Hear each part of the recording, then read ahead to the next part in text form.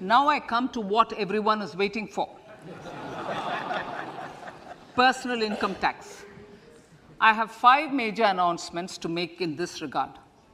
These primarily benefit our hard-working middle class. The first one concerns rebate. Currently, those with income up to 5 lakh do not pay any income tax in both old and new regimes. I propose to increase the rebate limit to 7 lakhs in the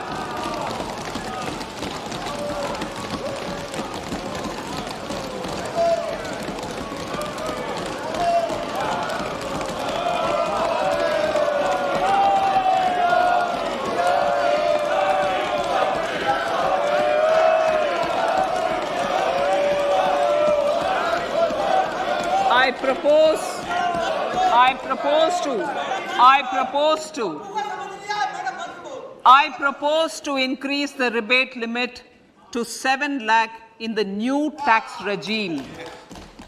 Thus, persons in the new tax regime with income up to 7 lakhs will not have to pay any tax at all. The second proposal relates to middle class individuals.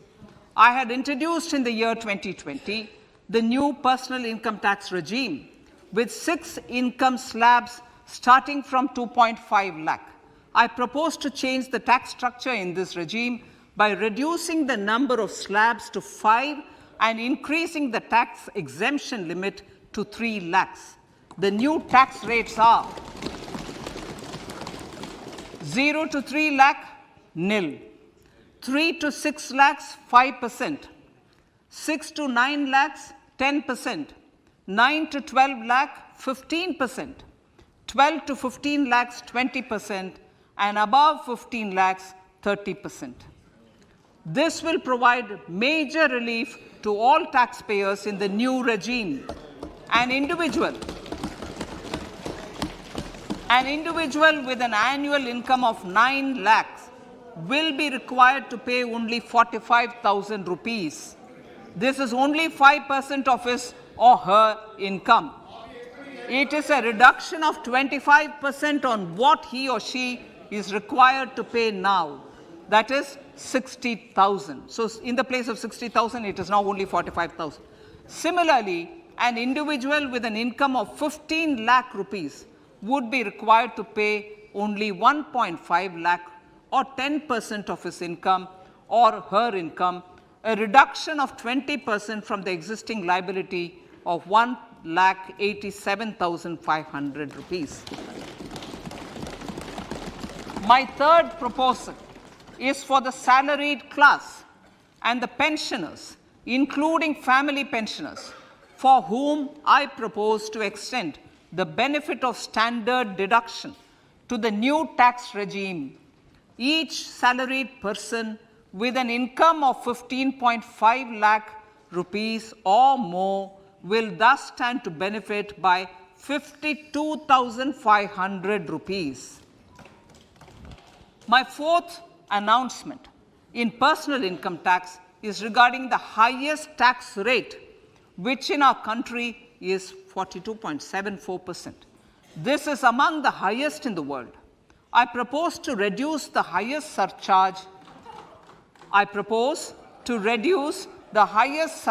rate from 37% to 25% in the new tax regime.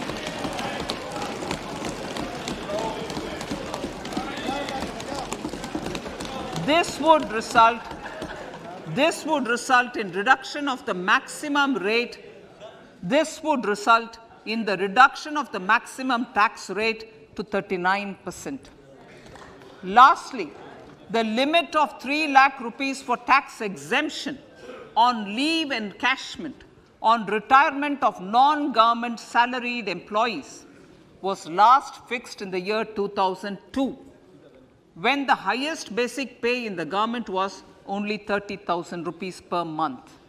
In line with the increase in the government salaries, I am proposing to increase this limit to 25 lakh rupees.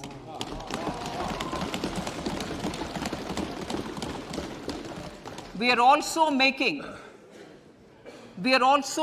the new income tax regime as the default tax regime. However, citizens will continue to have the option to avail the benefit of the old tax regime.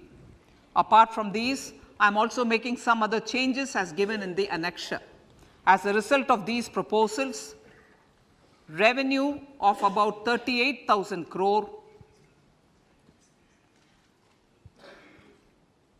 to 37,000 crore in direct taxes and rupees 1,000 crore in indirect taxes will be foregone, while revenue of about 3,000 crore will be additionally mobilized.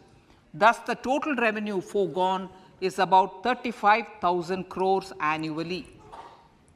Honorable Speaker, sir, with these words, I commend the budget to this august House.